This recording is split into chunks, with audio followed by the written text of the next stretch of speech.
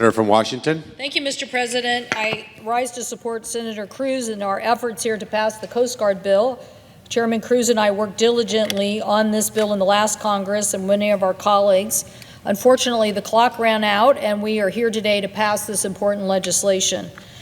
We hope our House colleagues will just take this up and pass it as well. The Coast Guard Authorization Act of 2025 provides the tools that our Coast Guard needs now to protect our shores, keep our maritime moving, and the Coast Guard and its responsibilities need the support of this legislation.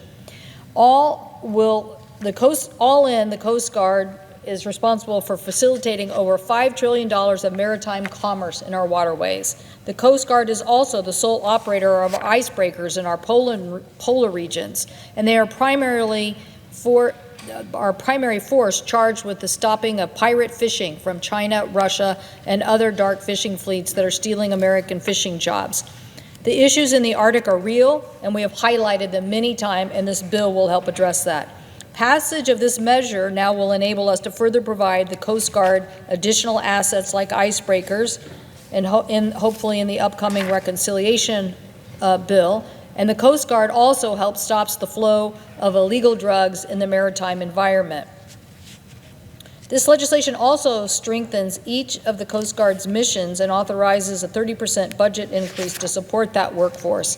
I noted the President last night talked about shipbuilding in general. We're enthusiastic about that mission. I know that in budget reconciliation, people are already, the chairman of the committee, talking about the Coast Guard and $20 billion to help us recapitalize our Coast Guard fleet. Replacing the aging and inadequate equipment from icebreakers to offshore patrol cutters to heavy weather boats to MH-60 helicopters and C-130 aircrafts are all important. But beyond the modernization, there are other things. It includes in base Seattle, the home port to our nation's current icebreakers, the future of our heavy icebreaker fleet, and the needs for the Arctic nation that we are now defending against the Chinese and Russian aggression. The bill also reauthorizes the Puget Sound Whale Desk for another 2 years, helps ships steer clear of our cherished orca and whale populations, and it also increases collaboration between Washington tribes and the Coast Guard, and the bill invests in critical safety programs.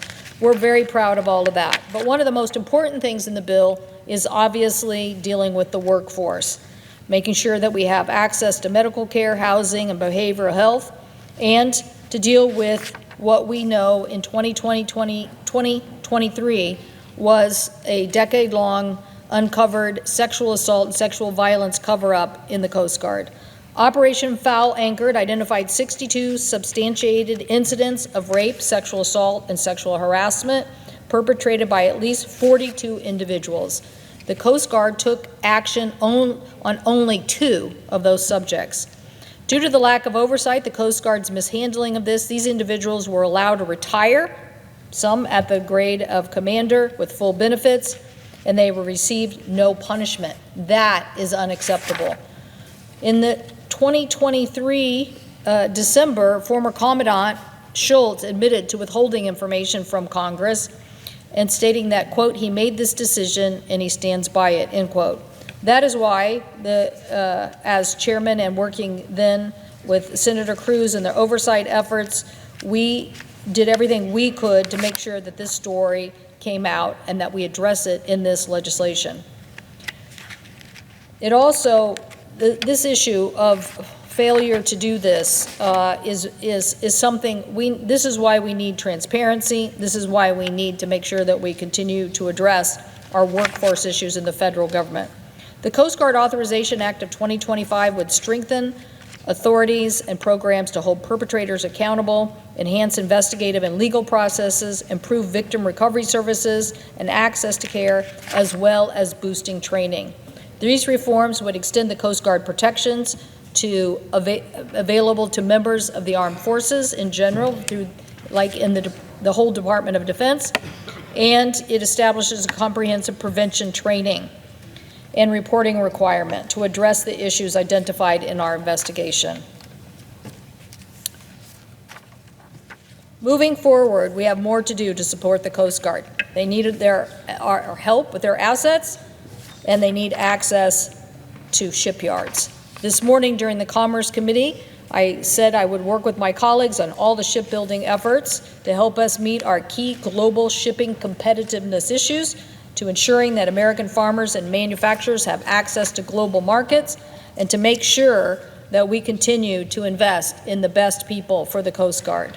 To do that, we have to pass this legislation and get it onto the President's desk.